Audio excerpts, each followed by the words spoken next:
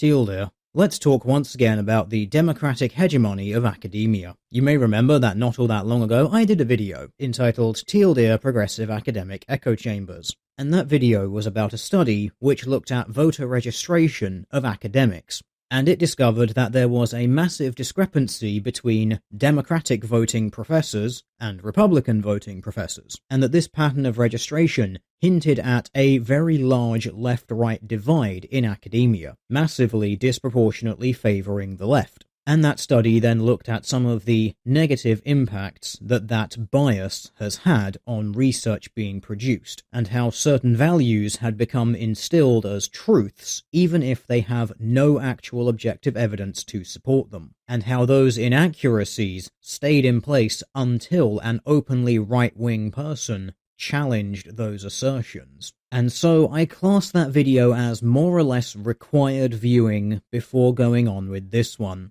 So once you've seen that video, or if you've already seen it, I'd now like to introduce you to a follow-up study, Faculty Voter Registration in Economics, History, Journalism, Law, and Psychology. This study uses a very similar method to the previously referenced one, looking at voter registration of faculty members, in this instance across the 5 mentioned subjects, in the top 40 universities in the US. So as mentioned, the previous video on this topic explains this method, so I'm not going to repeat myself here. Instead, we are going to leap straight on in to the data that they found.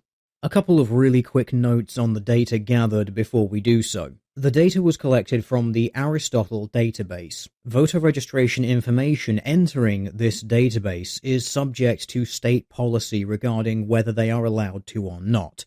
As a result, this is only looking at 30 states, and that while compiling this list of top 40 universities, the list had to be pared down from the top 60 because 20 of the universities that were in the actual top 40 did not allow the information to enter the database.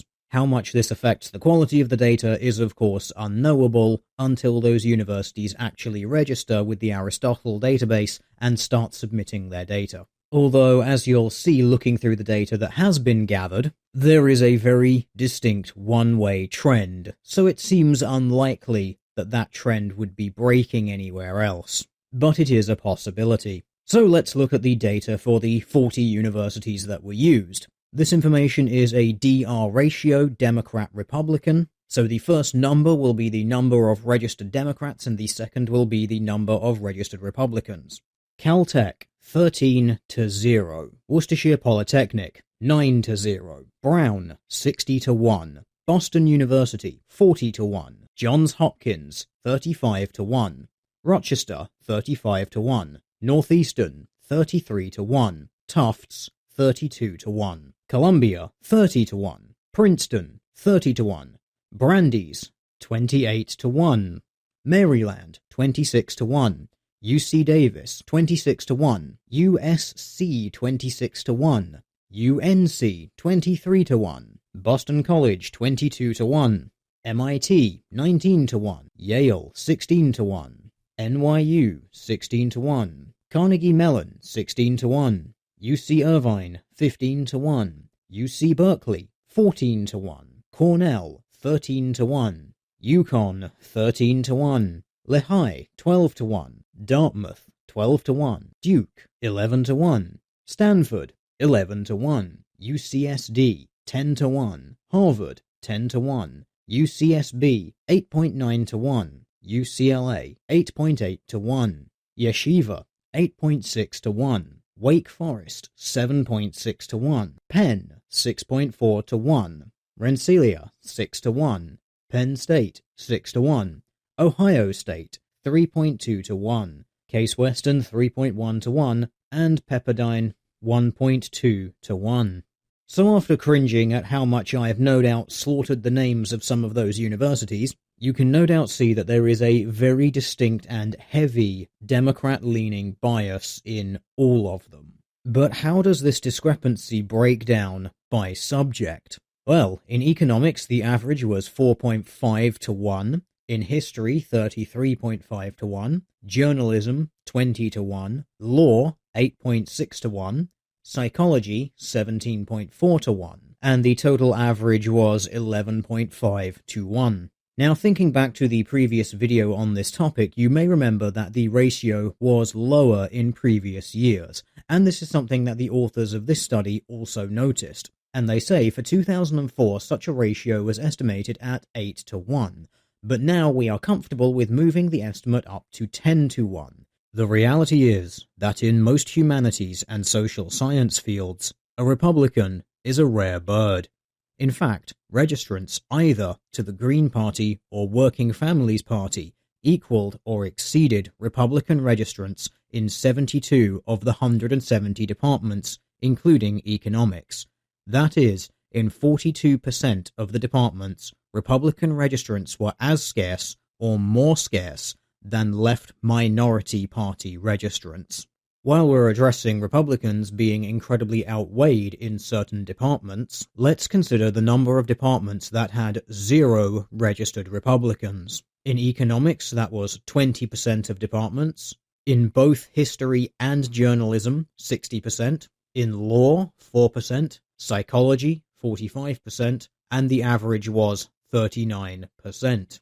Now, while these numbers are very shocking, and seem to hint at echo chambers, the likes of which we had never imagined possible, we do have to take this data with a very slight grain of salt, and the reason is the number of not affiliated, but more importantly, not registered. Across all of the gathered information, 29.3% of the faculty were not registered. So we have 30% of faculty members for whom it is impossible to know their political affiliation. And then there was a further 15.8% who were not affiliated with Democrat or Republican. Although, as was pointed out earlier, even those in the not affiliated Democrat or Republican, we still frequently find left-wing minority parties outnumbering the Republican representation. So there is the possibility that the not registered cluster might be hiding a disproportionate number of Republicans compared to Democrats, for fear of public backlash should they make their political alignment known.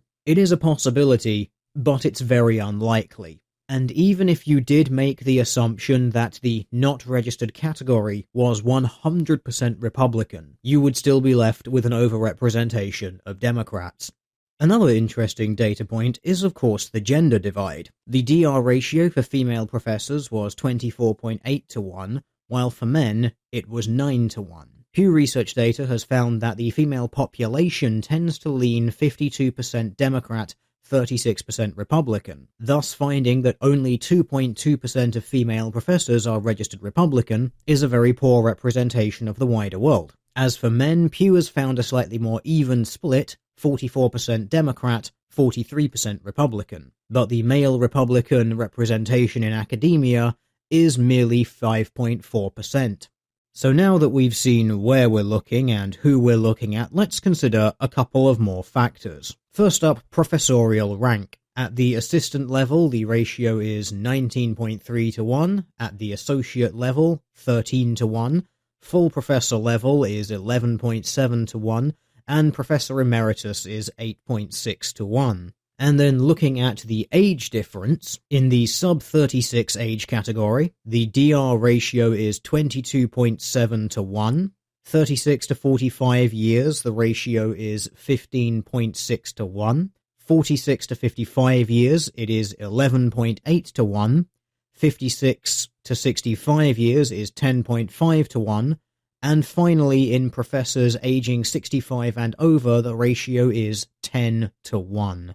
These ratios are absolutely staggering. Generally, we would consider a 2 to 1 ratio to be a very strong bias. 10 to 1 is absurd.